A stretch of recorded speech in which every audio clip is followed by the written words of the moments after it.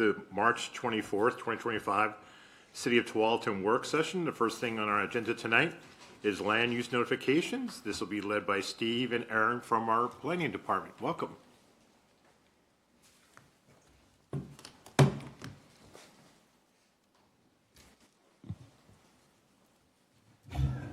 Good evening, Mayor and Council. I'm Steve Coper, Interim Community Development Director, and I'm joined by Aaron Engman, Senior Planner, and we're pleased to present a presentation on land use notifications. Aaron is going to walk us through the first half of the presentation, which gives an overview of background of our current noticing practices and so forth, and then I will get into a little bit more detail about potential future changes to our noticing code. Thanks, Steve. Can everybody hear me okay? All four of us. All right. For tonight's discussion, I'll highlight both the state and local noticing rules, as well as the various ways that Tualatin provides notice. Sorry, I had a pop-up on my computer. Then I'll turn it over to Steve, as he mentioned, and he'll go over some enhanced noticing options. And then we'll follow up with a recap of our discussion, and we'll have some time at the end for questions. There are many reasons to provide land use notices. In particular, community members can share their intimate knowledge of the places they live, work, and recreate.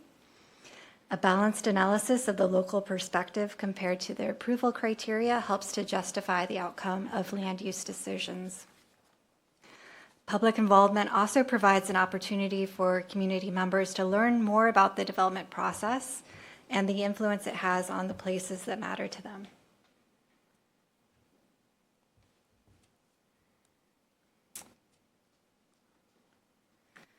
Oregon places a high value on public involvement through statewide Planning Goal 1, and the state regulatory statutes define the minimum requirements that local governments should employ in their public noticing efforts.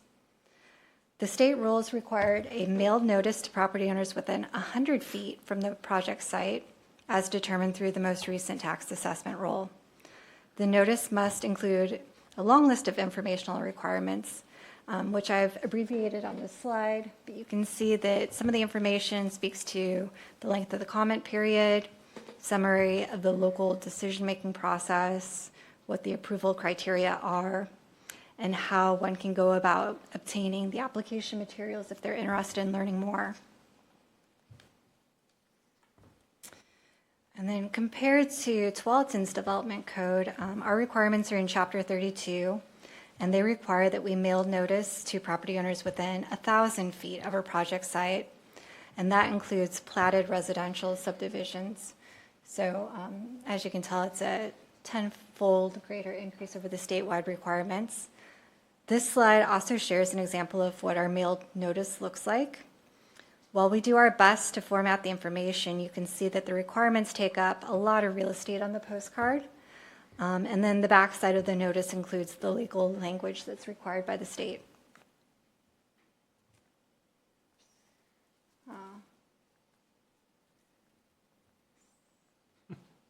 Sorry, what's going on here? Okay, so I had an animation on this next slide, but I guess because we're in PDF mode, it's not showing the difference. I was going to try to show a visual representation of what the state requirement looked like versus our local requirement, but I don't know if I'm able to do that. Let's see. Oh.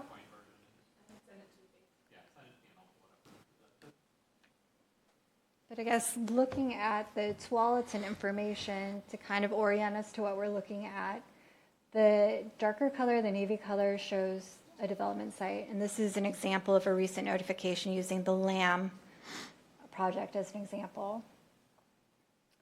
So the navy is the project site, and the lighter blue shows the areas that we've noticed, and the bold line indicates what the radius would be.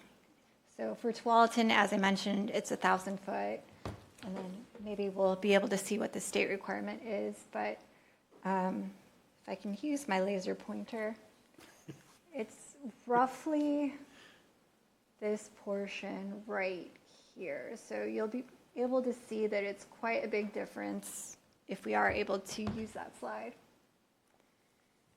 I think while we're waiting, it's also worth noting that you can kind of see that portions on the top part of the slide are residential subdivisions that are included in the notice radius because they were within the 1,000 feet, but wouldn't have otherwise been within that buffer.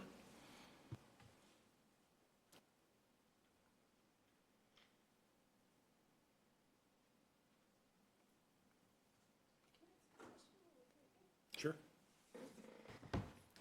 So when we look at the residential subdivisions, is where it is cut out, is it two different subdivisions, or is it the same subdivision, just with, Yeah, they'd be different subdivisions. So one of the subdivisions was within 1,000 feet, and so it stretched out, but the other one wasn't within 1,000 feet, so it didn't touch it. so, so what are the two different subdivisions? There's a couple of different ones. There's, if I may, Yes. Thanks.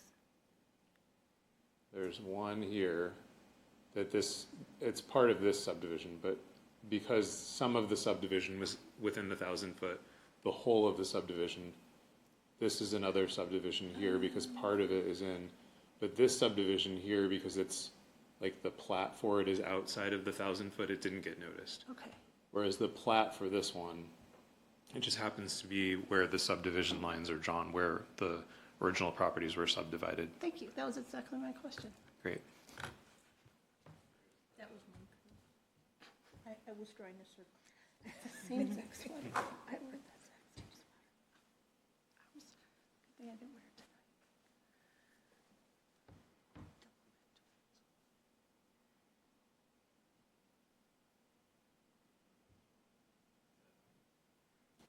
That looks right, thank you.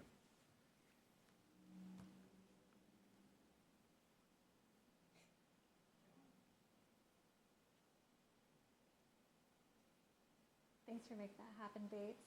So as you can see, the difference between the state and the local requirement.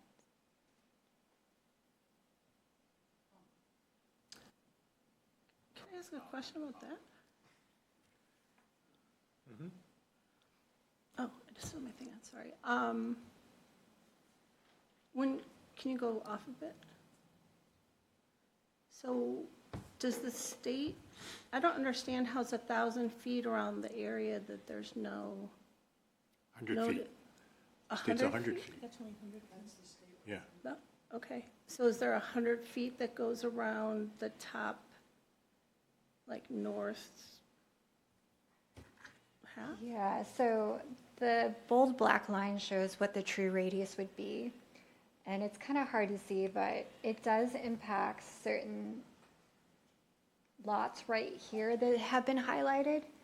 But the state requirement doesn't include that the whole subdivision be included. So that's why you have the individual lots highlighted as opposed to a subdivision highlighted. And just to add, the black line is kind of cutting through some of the lots on this slide, so it's a little bit hard to see. But it's only the first lot on the other side of Tualatin Road because the road right-of-way probably makes up 60 feet of that 100 feet. And then each lot is only 50 feet deep. And so you basically only get one lot from the property is Yeah. 100 feet. Anyway, it's interesting because I can see it better in that one. And then the other ones, the buildings are big, so the buildings have a better chance of being, more, Yeah, absolutely, Impact. where there's a Okay. large lot. Mm-hmm. okay, thank you. Yeah, thanks for bringing that up, Bates. We just wanted to show what that visual difference looked like. Sure. We can do that, whatever's easiest for you. Okay, let's hop over to the next slide, please. Yes. So there are various ways that Tualatin provides land use notice. The code requires that applicants post a sign on their site to provide notice of the pending land use applications. We've all seen them around town, but the first image on the upper left is an example of a sign posting. And we already discussed the mailing requirements on the previous slides. Moving on, email is also a way to share notice with other government agencies, special districts, and our community involvement organizations. Additionally, the city maintains.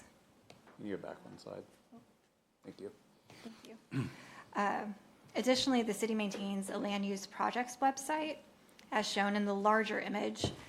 This is a great resource to share project information, including application materials, status of the project review or hearing date, and contact information for the applicant and assigned planner.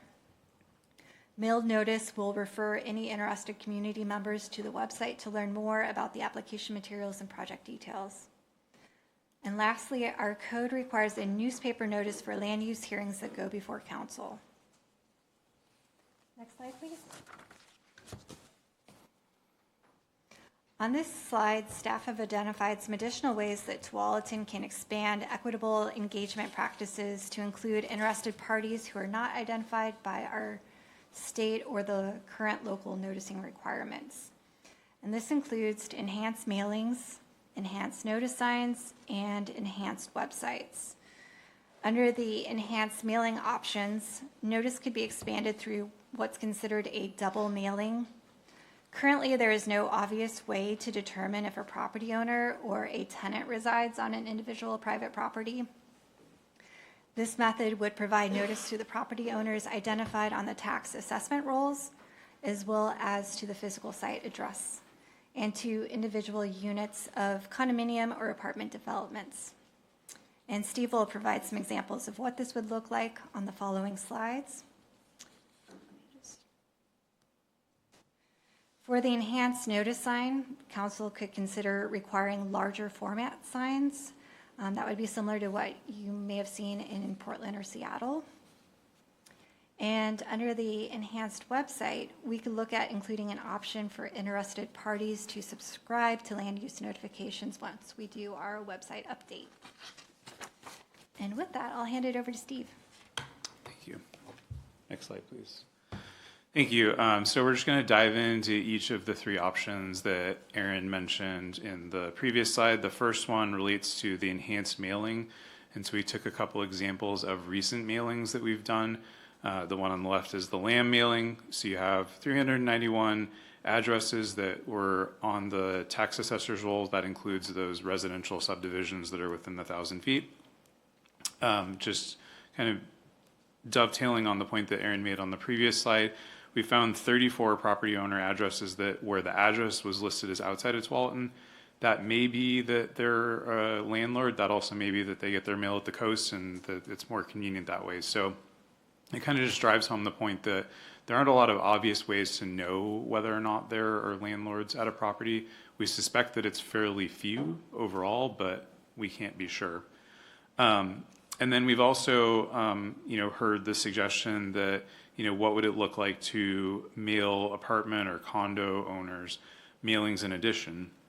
And so particular to LAM, it's kind of a unique one. There's actually quite a lot, well over 500 total units that happen to be within that 1,000-foot mailing radius that Aaron showed on the previous slides. Whereas if you contrast that with the Norwood mailing, which was also a fairly large mailing, you'll see that many more individual residential mailings, almost twice as many as the LAM mailing. Again, kind of similarly small, less than 5% of the property mailings were going to someone who appeared potentially to be, a landlord, but again, can't confirm.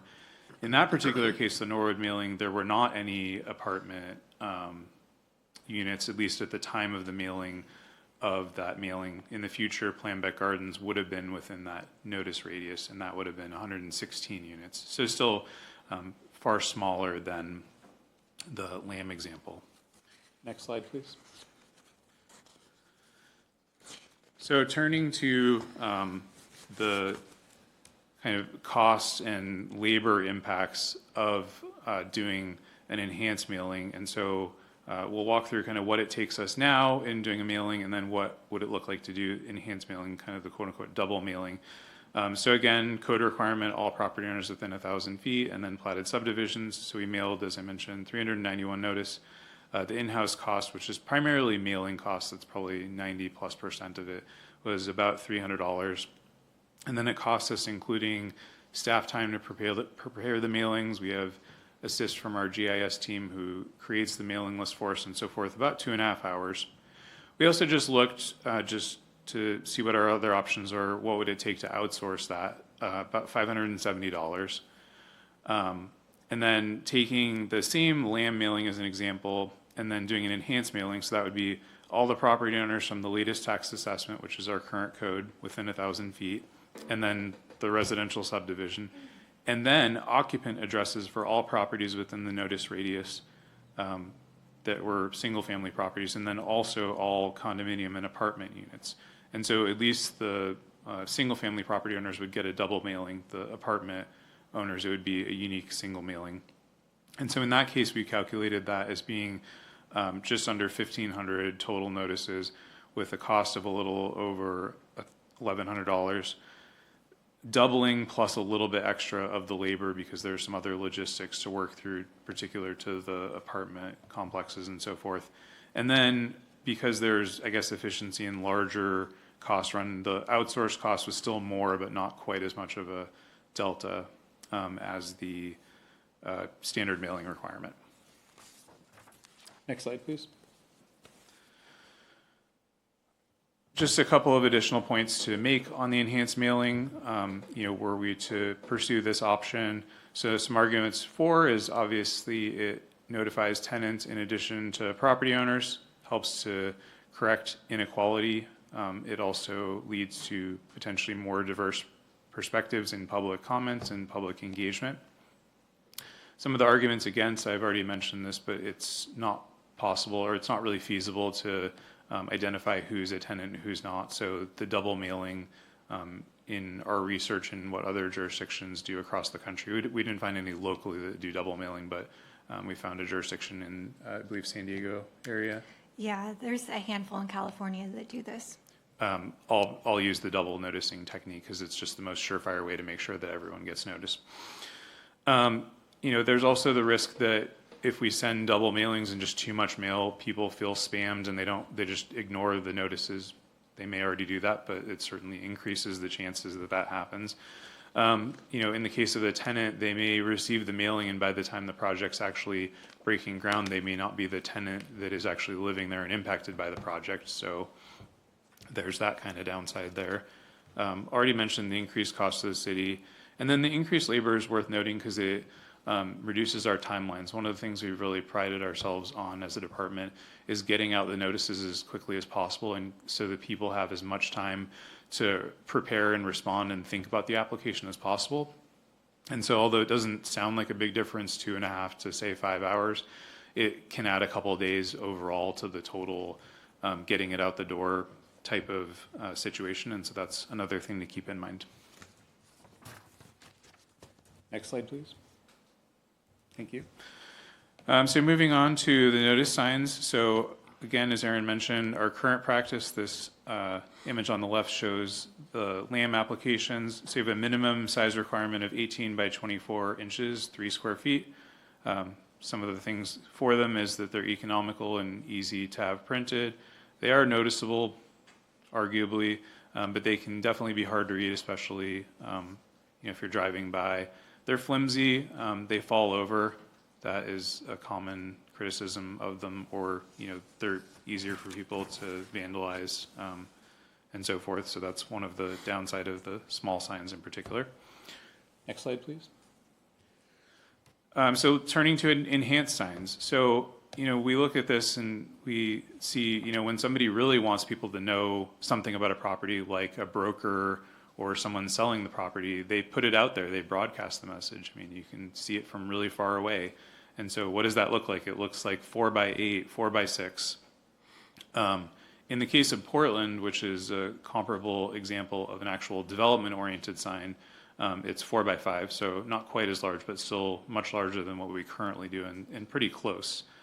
So some of the considerations there are that, it adds additional expense to the developer, which, maybe on a mom and pop developer could be a little bit harder.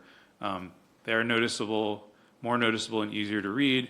sturdier, less likely to fall over or, get pushed over, hopefully. Next slide, please. Thanks.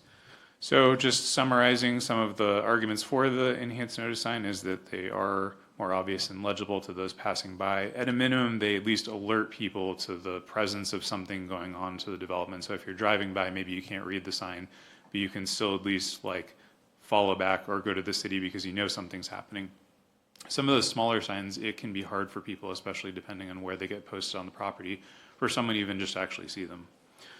Again, enhancing the actual notice on the property could result in more diverse perspectives because you have people who actually interact with the site. They may live nowhere near it, but if that's on their walking route and that's part of their community, that is, something that impacts them. I think about my walking route and think about the places and businesses and residences that I walk by, and I'm glad for notice signs on them because I wouldn't get notice.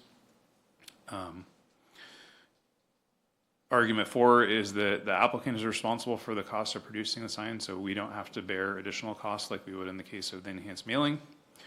Arguments against, signs are still difficult to read in a moving vehicle. I think that having our projects webpage at a larger format than we do now is probably the best way to get people there, and having that website as a landing page for people to get more information is definitely a godsend. It was a lot harder before we had that. And then the last, I think, argument against is that we're relying on the applicant to correctly post the site. So if the sign gets stolen or falls over or something like that, we don't know about it usually because we're not monitoring it. And so we rely on them to make sure that the sign is posted correctly and in good condition. And so there can be a weak link there in that regard. Next slide, please. And then enhanced website. And I think that it's worth noting before I go through all these is that the enhanced website is moving forward. We are taking steps for it. So it's not necessarily it's something that will hopefully be in conjunction with one of these other or some combination of these other enhanced noticing efforts. But I think that it's worth noting that we have heard feedback from the way the current site operates and are making strides with this web update to take that feedback and make the process better. So arguments for, particularly use and reliance on the enhanced website are that it allows interested parties to stay informed regardless of where they live. So, somebody might spend more of their time somewhere else and they still have a connection and a feeling that what goes on in the community impacts them. And so, that allows them to stay in the loop. It could even just be as simple as that they live in, the north part of the city and they're interested in what goes on around Ibach Park. And that's great. And so this helps people do that at a relatively low cost. Emailing costs less than postage. The web, we're already doing it, and so the costs for that are already borne in the overall city costs, not additional costs. And then a big argument is that interested parties can self-subscribe and unsubscribe. So if they decide that, the level, and this is a little bit getting into the details, but we're hoping to have the level that people can kind of choose what their interest is as far as the frequency and kind of nature of specific notices. And that's something that we don't have currently that has been feedback that we've gotten and are trying to make that part of this next iteration of the website. So with that, arguments against, which I think this first one is the biggest one, is that you have to know that you care about land use to sign up. A lot of people have a project that affects them and didn't know that they cared about land use until they actually care about it. And so that is a big downside of it, is that you have to be kind of involved and in the know. And so some of these other notice methods are definitely needed to get people who are not in the loop knowledgeable that things are happening on a property.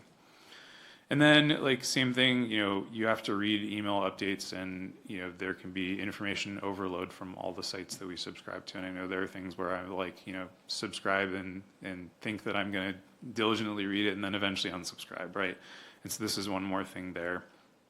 And then last but not least, firewalls can block delivery of emails. I mean, we even have that internally, the Tualatin email list really wants to go to spam in my city folder, which is a conundrum I've not figured out, but that does happen. So it is a consideration in that it can't really, I think it doesn't seem like enhanced website can be the only way. It's additive and enhancing to some of the other methods. Next slide, please. So in conclusion, we've walked you through our state law requirements, which set a fairly low floor and minimum standards for public noticing. As a local government, we can and do exceed those standards as long as we meet the minimums. We presented some enhanced noticing options that can expand the reach beyond property owners. There are pros and cons to each of those. As I mentioned, I think that they also work in concert with each other and no one functions well alone. And so our questions to you is, are you interested in pursuing further any of the notice options that we presented tonight? And or are there any additional options that you would like us to consider? And with that, I will stop talking. Thank you. All right. Questions for Steve and Aaron? Councilor Sacco. Thank you, and thank you for the presentation. I have a couple questions. So first one, how often do we have to mail notices? So as far as like how many times a year or? Yeah. So, I mean, it varies with development review caseload. For like, I would say probably we're looking at like architectural reviews, which is the most common application type, is we probably do somewhere an average of a dozen a year. Okay. And then we probably do an additional, I don't know, maybe half dozen to dozen of other cases, would you say? Yeah, I was trying to think about that. And the reason why I'm asking, Yeah. I'm trying to quantify that like annual cost Yeah. versus just like one single. And Yeah. I know that they're gonna vary. They will. I mean, I think that, you know, I would say that it's maybe 20, I would say, like notices that require that notice. Because again, like things for, like if we're doing legislative land use, it doesn't require notice to property owners and it goes in the newspaper instead. So probably somewhere around that, I would say is, 20 to 24 is like a rough guesstimate over the years. And so, thinking about that, I'm just trying to think about I don't know that I know what we budget every year, but I mean, it would double our budget. I mean, I think our budget right now is something like several $1,000s for mailings. And so it would go from, say, if it's 2,000 or 3,000, it would go from 4,000 to 6,000. Okay, and that's probably roughly about. Can I ask a follow-up Yeah. question? So following on that, so I'll pick on Lamb. Do you only send out the notice once, or you have to send it each time? How many times do you have to send out a notice for a particular development? Yeah, that's a great question. Normally once. There's been a few rare exceptions where we have had to renotice it because of like if there's a public hearing and the dates change. That's pretty unusual. It's something that as we look at, it has happened a few times recently, and so that's something we're looking in our fee schedule at potentially recapturing that and requiring a renoticing fee because we don't currently. Okay. Thank you. And the reason I was trying to quantify it is because I'm trying to understand. So like in the example, it doubles it, but it's, a few $100s to double the example shown. And would it save us time and money in the long run with having, concerned citizens bring their concerns to our attention because they're not aware? I know that takes time away from city staff. And also just, we want folks to feel confident in the work that we're doing. So really just trying to, balance out the ROI there. So another question I have is just looking at the map and how Councilor Brooks pointed out, the sort of the carve outs because the subdivisions. I'm wondering, I understand that it's done that way because of the code, but is there an option to consider like looking at a situation individually and saying, okay, does this group really make sense? Or are we leaving out, a really important group of folks that need to be noticed, but it's not included in the code? I don't know if there's precedence for that, that cities do that, to sort of look at the map and like, oh, well, this one section is left out because of these rules, but maybe that's the only section unnoticed in a whole area of impacted. So just curious if that's an option. And then last question is, do we post on social media at all? It seems if we're posting on the website, it's something that could easily be shareable on social media, and that's where a lot of younger folks are, that maybe aren't picking up a paper or going to a website, and they may have feedback. Just thinking of the different opinions in different ages of folks and going to where they are, so we can hear all the feedback that's necessary. So I'll try to tackle the first question first. In our research, we found that we were the only jurisdiction who did the subdivision additive approach, and so the only other notice situations I'm familiar with are where there is a static, number of feet notice, and in general, we're the most expansive in metro jurisdictions. I think Sherwood also does 1,000, but they don't do subdivisions. Like Lake Oswego does 300. A few others do kind of in the 300 to 500 foot range. I think that it's tricky without code to know, for it to be transparent of how is it done and how are we directed to do things. And I'm not familiar with any situation where a city's on a case by case basis exceeded its own code, I guess is kind of the core of your question. Mm-hmm. Yeah. Not to my knowledge. And yeah, again, the irregular nature of the subdivision thing that we saw is due to the fact that that's already kind of a unusual thing as it is. And so, it would be a question of moving the radius even further out.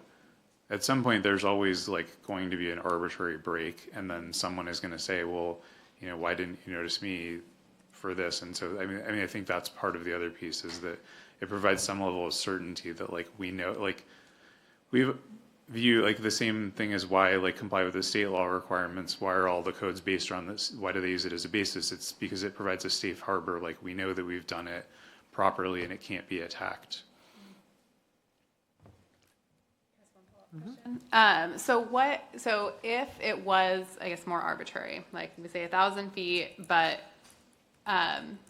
based on review, so draw the map that you provided to us, what would be the downfall or the downside of, like you said, the safe harbor? If it was more arbitrary versus we at least do the 1,000 feet, right? But we notice that it's just excluding maybe this one subdivision. Well, does it make sense then to notice that one subdivision in addition to, what's the downside of that? There's additional cost, I understand that, but again, would it possibly be worth it to have the residents involved in the conversation? Yeah, it's a great question. I don't know the answer. I think that, and I don't want to put you on the spot, Kevin, but I'm looking the legality question of whether or not we can have a subjective standard if clear and objective code requirements cause any wrinkle in that question, but. Yeah, sure, and that's an excellent question. I would recommend against any kind of subjective standards. I think what the city opens it up for, and Steve has alluded to it, you open yourself up to legal challenges that you potentially prejudice the substantial rights of a party that did not receive notice. So especially if you have a subjective standard where maybe in one case it doesn't adversely affect the city, if you add a subdivision for a particular application that has the community's interest, and the next similar land development application, a employee in the community development or planning department decided not to notice a similar subdivision, now those folks would have the ability to come in and potentially challenge the city, because any interested party would have the right to provide testimony in an initial public hearing that, well, I didn't know about it. The initial public hearing already happened, and now it potentially would come back to haunt the city at a potential city council appeal, or when that party, or interested party, wanted to potentially challenge the city's ultimate decision at the Land Use Board of Appeals. it can open up more appeals in the future. Thank you for that. I mean, just looking at the map to me is like, oh, it kind of seems easy to just include that, but that extra context was really helpful to understand why, you know, some of these rules are the way they are. So, thank you. Councilor Brooks. Thanks for the presentation. It was very informative. I did not realize that we are one of the most expansive noticing cities in our whole area. So that makes me proud, even though I know people are frustrated right now. I had one question that is about, I feel like I already know this answer, but I can't remember it. So when we notice apartment buildings, or if we were to notice apartment buildings, in your example, it sounds like depending on when they get it, was part of the statement. And I'm just curious, do we send it just to like resident of whatever, building 1, apartment 3? So we don't currently do it, but that would be how we would do it, is we're not able to obtain a resident list, but we're able to obtain basically a master list of the units. And so we would just send it to resident or occupant of that, in addition to the property owner of the apartment complex. Yeah, okay. So that's how you're talking about, if it was a double mailing, or So, if it was yeah, and it extended. wouldn't be double for them because they don't receive a statutory notice currently. It would really only be double for the people who already receive, who the property owner receives. So within the 1,000-foot or subdivision, they already receive a notice. Right. And so in order to make sure that we're capturing renters for any of those properties, we would have to send 2 notices to those folks. But then for the apartments or condos where we're not currently sending a notice, they would just get a single notice, not individually addressed to them, but rather it would just say occupant or resident. And I'm just curious, I mean, along the same vein, why we couldn't do resident for every address that we have? Well, we legally have to notice the property owner of record. That's part of the state law. Oh, okay. And I think that there's the practical impact of like, if the landlord doesn't live there and it affects their property, they also like have a property right where they want to know that something is going on that affects their property. And so you have potentially 2 people who, like, one person owns the property, one person resides in it, both of whom want to know about a development that potentially affects them. Okay. And we just have no good way of knowing which one has, you know, that separation. And so we just have to send 2 to everyone. Okay. Yeah, I was thinking more like when people move and. Yeah, and that was the issue I mentioned with the tenancy, where like if somebody's in an apartment for a year, they get notice of the original development when it's at land use stage, but they've left and the person residing in the apartment a year and a half later or whatever it is, and something's going on, has no notice of it because they weren't there. And so that is one of the the question is like, I think that Councilor Sacco put a good frame on it, is like the return on investment. Like, is it worthwhile sending additional notices to apartment occupants, you know, who may not be there when the development is actually affecting them? And I think some people would say yes, because it allows for, you know, better and diverse perspectives and more participation in the outcome. Some people would say not, because they're not going to be there when the actual thing happens and they don't have the same level of investment. Yes. But to be clear, like if we were to send to renters, we would just send it to residents, because we don't have a Correct. obligation to do that. And, okay, so that, and then my next question, and then we get it from tax records, I guess, or?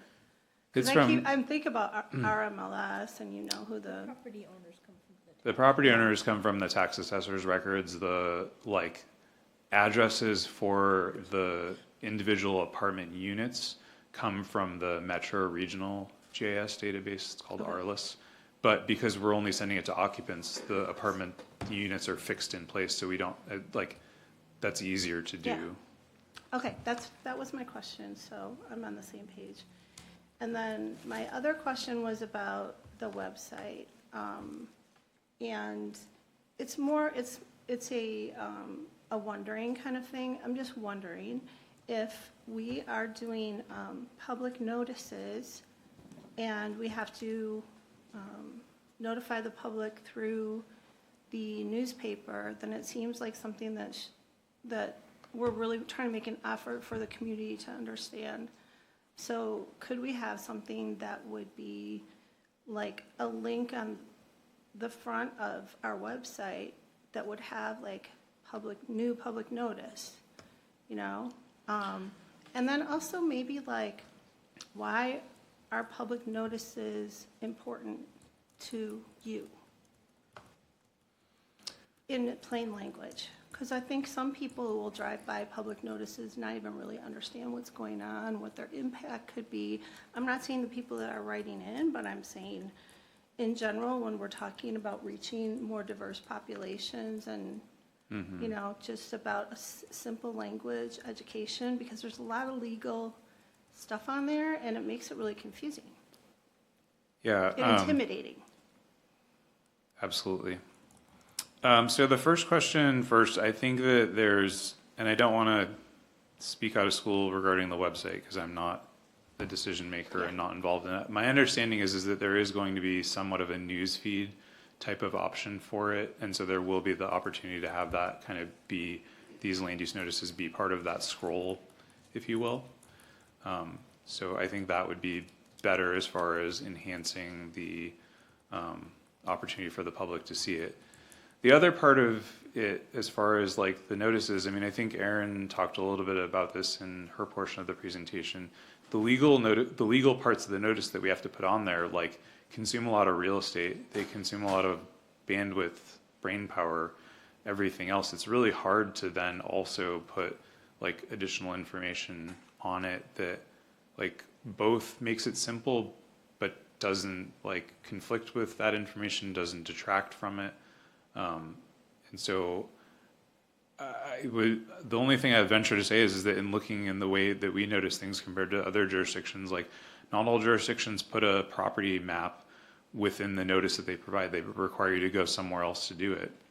And so I think that even though we actually consume a lot of real estate on that property map within the postcard, I think that's a good thing because it tells someone like, is this something I want to look further at or not, based on the location of the project. We also put kind of like the contact information for people really front and center so that they can talk to someone, and we include individual contact information for a person as opposed to like, you know, a generic email address. And so those are some of the things that we try to do within the context of what we're given, where we have certain legal requirements to do to try to make it better, but it is also like hard because there are, I mean, other factors in, you know, when we do other public outreach for things that are not legally constrained in the same way, we do it completely differently. And so if we didn't have these legal constraints, I can assure you we would do outreach for land use notifications completely differently. But we are also constrained. And so I think that, you know, we, in looking at best practices from surrounding jurisdictions, we're not far off, I'll say that much, where we are right now. I think that there is the potential for some enhancements. And I think that's why we framed it as such. But Yeah, I'm more just thinking about the website and just like, just a basic, simple, you know, a few sentences about public notices and why somebody would or would not be interested in them. Just an average reader. yeah, that's a great idea. And not to say that, I mean, I don't think that our city's doing anything wrong, so I just want to be really clear. But I think we have an opportunity with the new website of enhancing our communication and thinking fresh, which is exciting.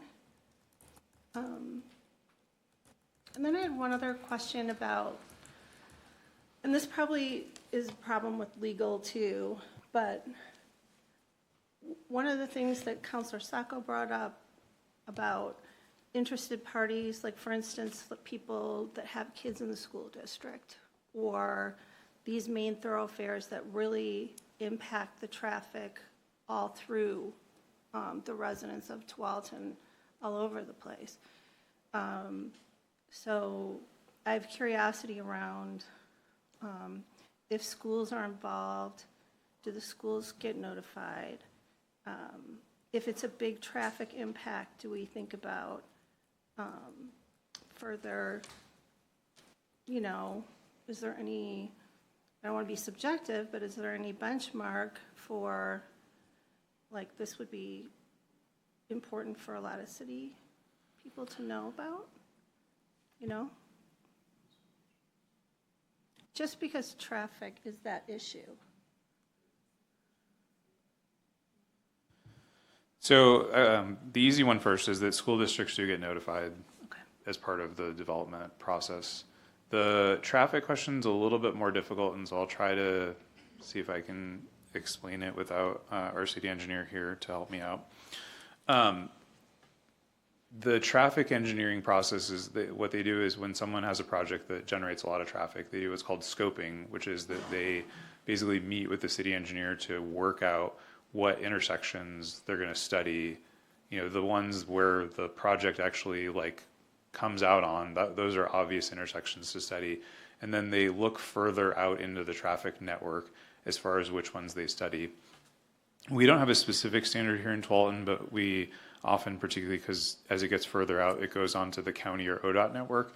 They generally have like a 10% standard where if the development is thought to contribute more than 10% of vehicle trips to that intersection, then it would be studied for operational analysis. And then if it's under that, then it'd be considered to like not have sufficient of enough impact.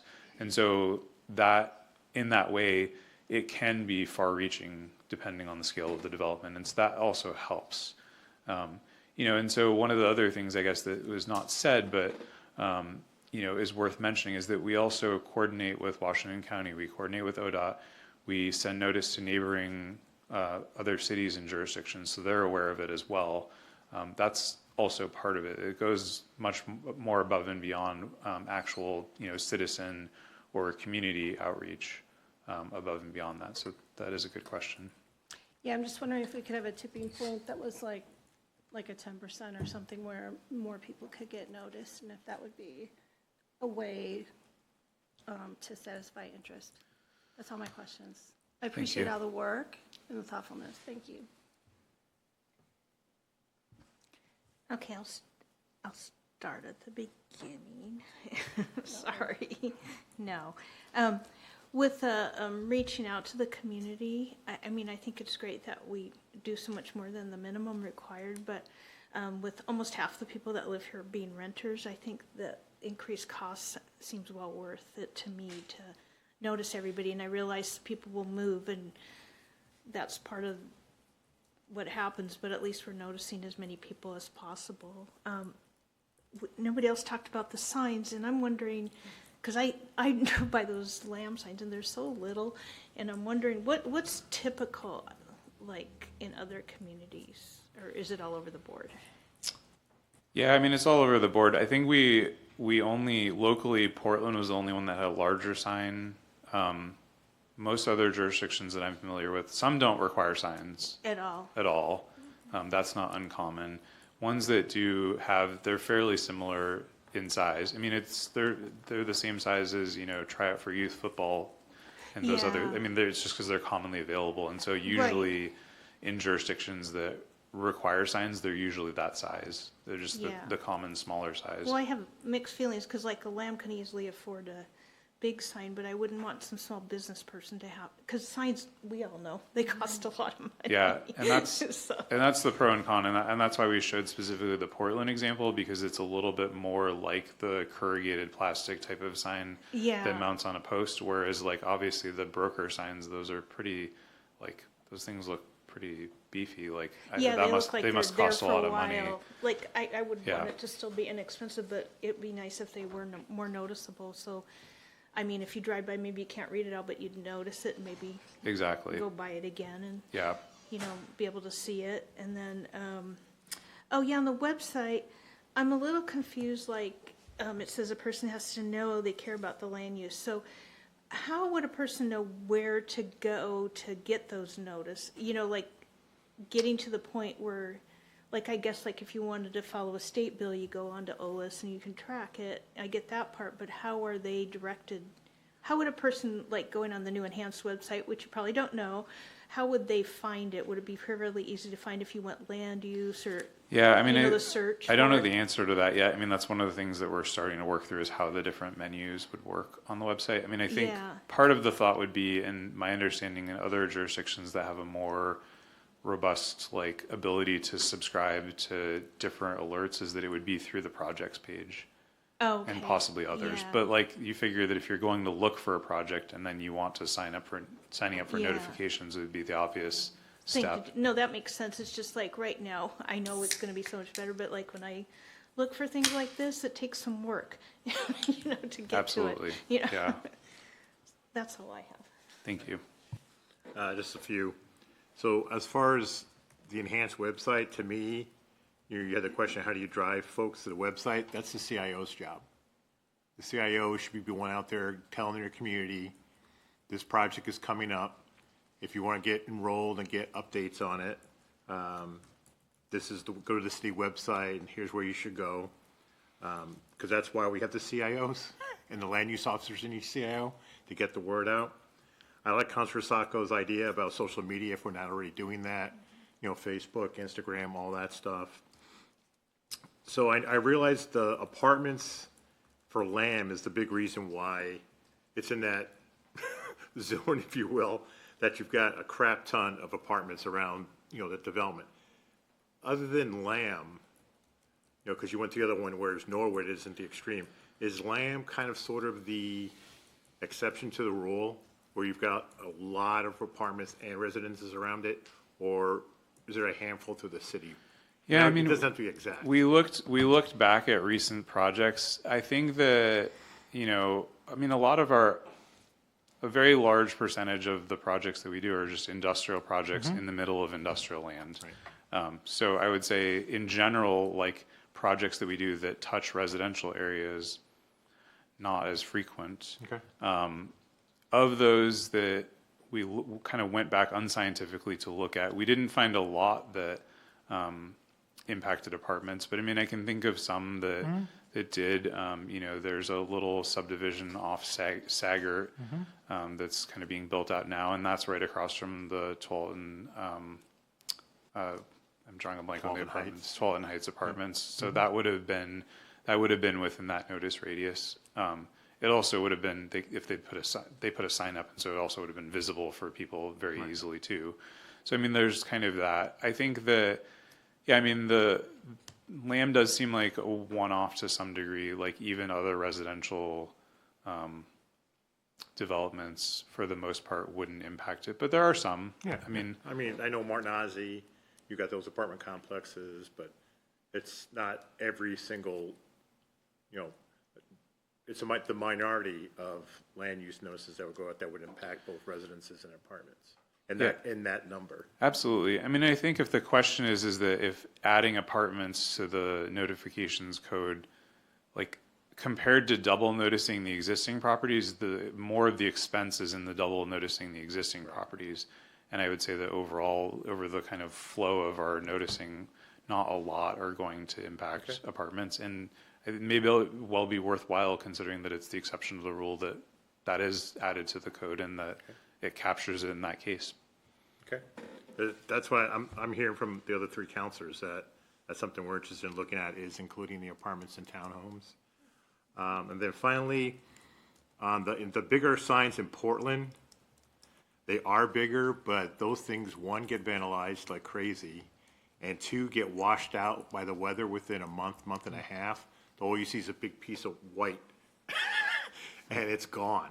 So I like the idea of a bigger sign, but if the developer cheaps out on the sign, and it vanishes within, 30 days because the ink runs because of our weather, or someone burns it. I mean, I've seen so many signs in Portland that just don't make it long.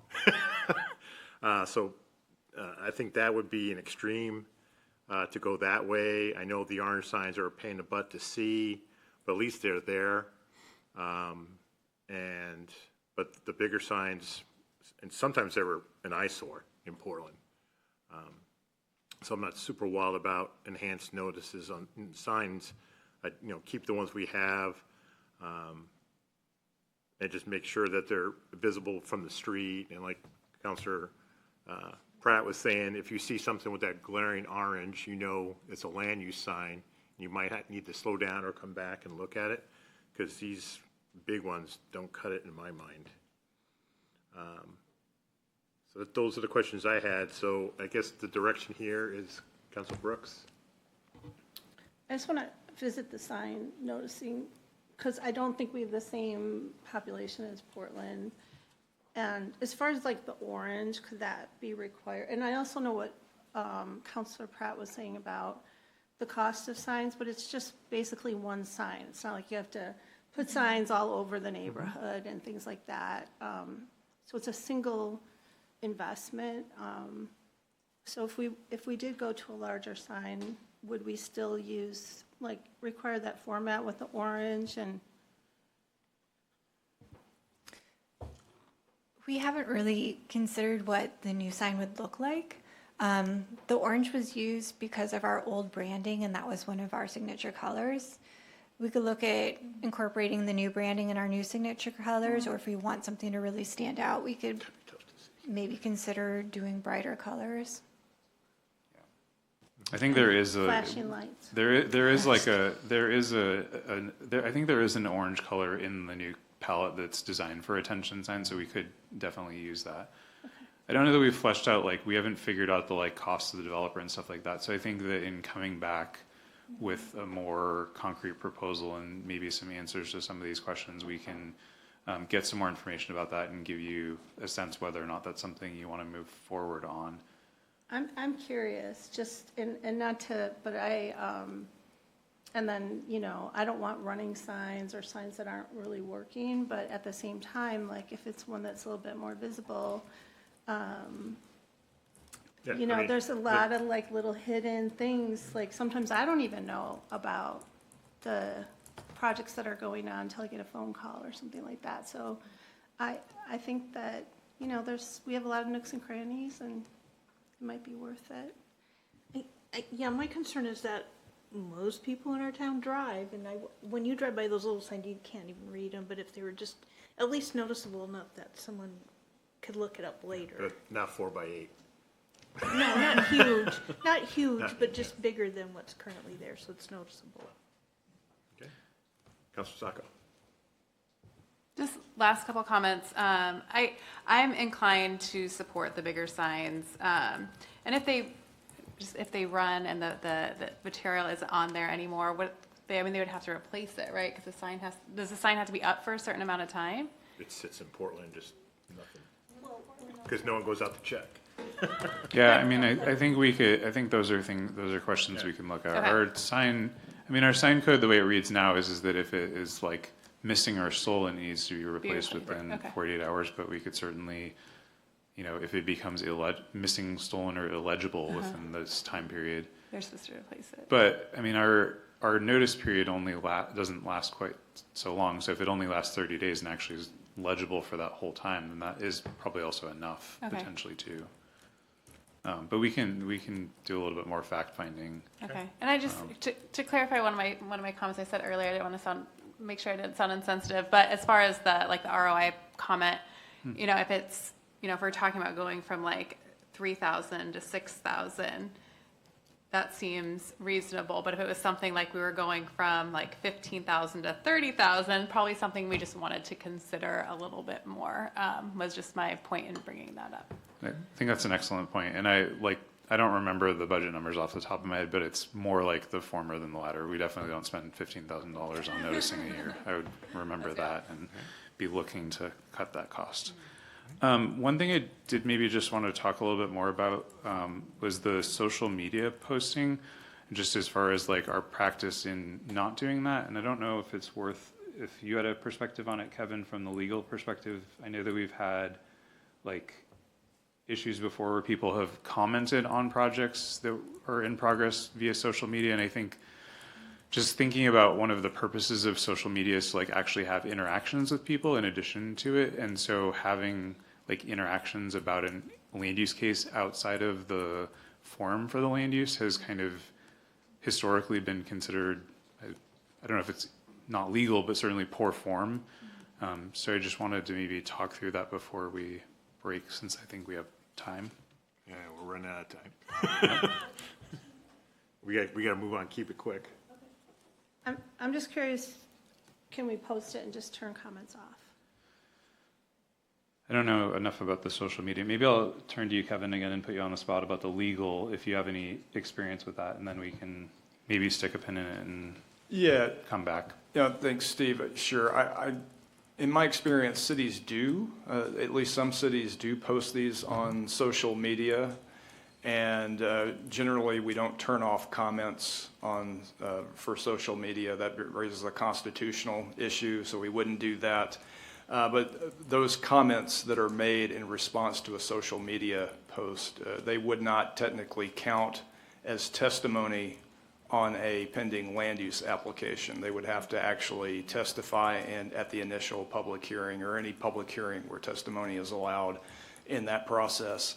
But yes, I think that it certainly would be allowable. It would not raise a legal concern just to post notices of these land use developments on our social media websites. And then I guess following up, as people become more savvy, if you did a public notice on the website, you can hit the link, and you could easily put it on your social media page as a person yourself.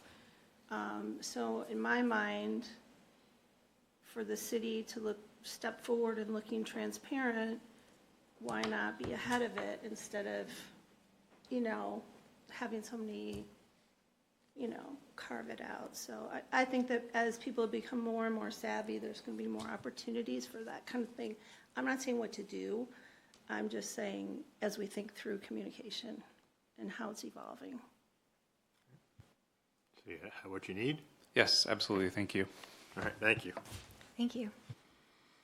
That brings us to, we have two proclamation requests to entertain. One is from the Vietnamese community of Oregon, asking for council to recognize Vietnamese American Remembrance Day on April 30th. And then we have a second proclamation request from the Davis Finney Foundation, asking that April be declared Parkinson's Awareness Month. So given that these are not our normal proclamations, it goes through the process of having to get 4 votes from counselors, a minimum of 4 votes from counselors to move on to go through the process. So the first one I'll talk about is the Vietnamese community of Oregon.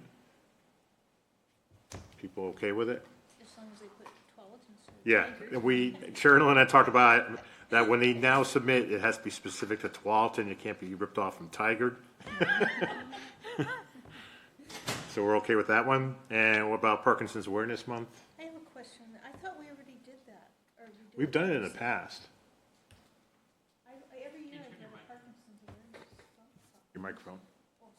Every year I know like the last couple of years, I read a Parkinson's awareness proclamation.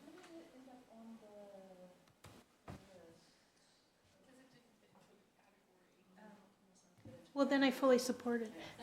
All right, so both of those are approved proclamations. Tonight's agenda, we have several proclamations. So Bridget, you have the Community Development Block Grant one in front of you. Kristen is going to be doing the Transgender and the Arbor Month. And Valerie will be doing the library, correct? I got it right? All right. And then we only got 4 of us. Council President Pratt's up for, she's here to do the Pledge of Allegiance. And any questions or concerns with the consent agenda tonight? All right. It's weird just having the 4 of us. Looking over Kristen's right here. Counselor Sacco to you. Yes. All right. So that brings us to council roundtable, and we'll start with Councilor Sock. Thank you. So just a couple things. I think all of us here went to the Excellence in Business Awards for the Tualatin Chamber of Commerce earlier this month. And it was amazing just to see all the amazing businesses that we have here in Tualatin and the individuals that are a part of those organizations. Really great event. Our chamber does a great job. And also, our mayor was awarded with the Spirit of Tualatin Award. So congratulations, Mayor. We also attended the IDEA Committee, and we worked on prioritization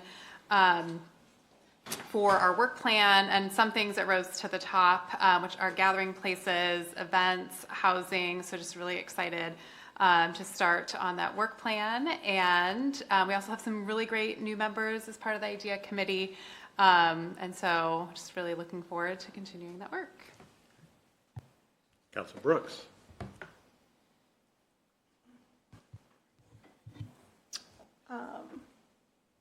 I too enjoyed that. I joined Councilor Pratt and the mayor at the National League of Cities Congressional Conference. Cities Congressional Conference. I don't know, it's 3 Cs. And it was an interesting conference. There was different things that happened that I've never seen happen at the NLC. And it was really great that we got to go there with the new lobbyists and have meetings, separate meetings of our own city to talk about projects that we would like to see here in Tualatin. I'm sure that others will talk more about that. And just for myself, there's more committee work that's still coming in my email, but I'm on a policy committee and a caucus and another inner ring suburbs, which I've been on for a long time. So I continue to do that work, and I know that everyone's involved in their own way. I also was at the Arts Committee meeting. We did a drive around to look at different signal boxes to identify the next places that we're going to put the art on the signal boxes in the city. So that's really exciting. And at the tail end of it, we stopped over at the Veterans Plaza and did a walk around, and the committees worked really hard on the Veterans Plaza, so they were really excited to be able to put their feet there. The fence is down, so I encourage anybody that's curious to go over there. We happened to be there right when the sun was setting, and when the art actually gets installed, it's just going to be amazing, especially there's a piece that has a flame in it with glass, or it's transparent anyway, I'm not sure the medium, and so it'll shine right through there, and it should be absolutely beautiful. We also did the PAB grants, so our city got one, and I was there when they gave the presentation, and our staff did an amazing job. So hopefully we'll have a budget for community development block grants. A lot of things are sort of up in the air right now, as people know. And I think that's about it.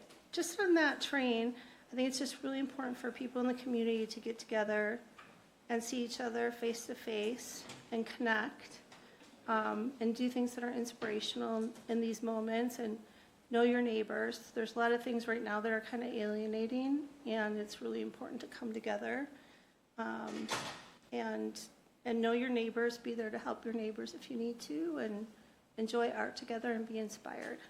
Thanks. Council President Pratt. Okay, well, yeah, the Chamber Excellence in Business Awards was great, and since Sherilyn wasn't there, the mayor randomly picked me for the raffle, so that was fortunate on my part. And then before we went to DC, I did the voiceover work for the State of the City on 423, so that's very exciting. That's coming up. The mayor and I went to Communities That Care Key Leader meeting, and I think the thing that really struck me there is how apparent it is the mental health issues that our kids are facing. And then in Washington, D.C., that was really exciting. We went with Thorn Run with Greg and Dan, and we got to see Senator White and Senator Merkley and Senator Salinas, just the three of us. So Representative Salinas. Promoted her. Well, she deserves it. But anyway. Anyway, it was really nice. We talked about the 64th and Borland project, elevated rail crossing, which Senator Merkley questioned us quite a bit on that one, and the CDBG grants, and then keeping muni bonds and the salt, increasing the salt cap. So those were our big things to talk about. Then I came back and got to do the chamber ribbon cutting at Floor and Decor. I missed the big party the night before, but it was really nice to go there and see that we have a local business occupying that space. Then last Wednesday had the C4 Metro meeting where TriMet did a presentation about the hirings they're doing to make the bus and transit lines more safe. Then that Metro bond, that transportation bond with the RFFA funds, they talked about that again. And the only change this time was that TriMet was adamantly pushing for 82nd and TV Highway, because all of the way they're going to allocate the bond, nobody will get enough money. So TriMet's pushing, why don't you just do two big projects and actually do them? And then, the mayor and I did a public meetings law training and lived through it. And that's it. Right. Want to thank Don for filling in for Sherilyn at the council advance. You did a fantastic job, even though you were terminated and rehired multiple times. But also want to thank the staff for, filling everybody's shoes. It was a fantastic advance. Made a lot of progress, a lot of good discussions. And we appreciated the new facilitator. From my calls from talking to people, he was very well liked and received. Councilor Pratt mentioned the Communities That Care. On the 5th, I gave my semi-state of the city speech to warm up to the Rotary. It was a pretty crowded room for Rotary and some fantastic questions afterwards from the Rotary folks. Very interested in what's going on in Tualatin and very proud of what we've done over the last year. In DC, we just raced around the Capitol in addition to going to the conferences. Don't forget Cozy and Ava, What's that? the kids. Oh, yeah, Cozy and Ava, yep, in DC. That was fun to pop in and see what they were doing on the students' part. Very much enjoyed doing that. Federal meetings, we lucked out because it's very rare that you get a senator for as long as we did, and especially two senators. Senator Wyden was with us 15, 20 minutes. And Senator Merkley, we had him about for 15 minutes. And Rep. Salinas, I was joking with her because I saw her again last week, 3 times in a week and a half to see Rep. Salinas. So that was fun. But Senator Merkley and Wyden had fantastic questions. Merkley, of course, on transportation issues, especially rail safety, and Senator Wyden about how the federal government could help out with financing of SDCs, somehow with low interest or no interest loans. So he was intrigued by that. And then Rep. Salinas is all on board with the 65th and Saggart process. They'll be opening up their portal soon. We've already submitted it for Wyden and Merkley, but she wants to be on board too. So as soon as her portal opens up, we'll resubmit for that. On the 19th, attended the Washington County preliminary budget discussion for school districts, and cities. It was way better than last year. We all commented to Chair Harrington that it was full of information. It gave us a pretty good understanding where Washington County is at. And they're a lot more flexible in trying to, any idea they'll listen to help out Washington County's budget. It's in a $20 million hole. They're going to have to do cuts. But they're a lot more transparent this year than I think they've ever been And there were several mayors there that attended. I did it virtually. And I told Chair Harrington that she did a terrific job because it was much better.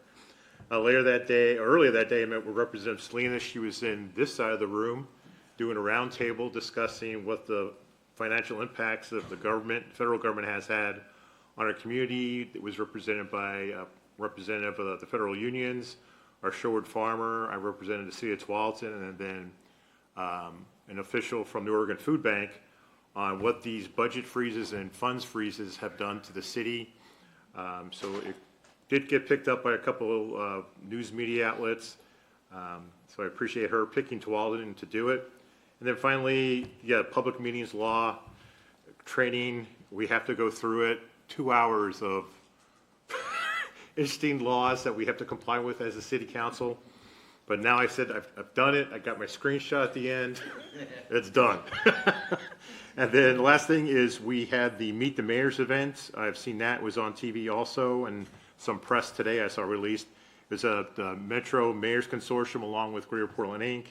Had, it seemed like 90 to 100 folks over in bricks packed in shoulder to shoulder to discuss two subjects. One is the supportive housing measures from Metro and the impacts on cities, both in terms of capital, actual housing, and then wraparound services.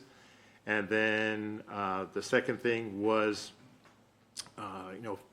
what the federal freezes are doing. And I brought up again how we lost the Tank Up, the $15 million grant for EV charging. And then as part of the continuing resolution in DC, we lost the $1 million earmark to fix the police roof.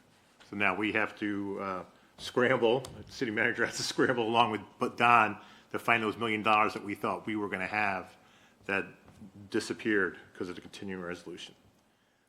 And that's all I have. Anything else? So we got 10 minutes. We'll go ahead and close this work session, and we'll reopen the regular council meeting at 7 o'clock. We'll see you.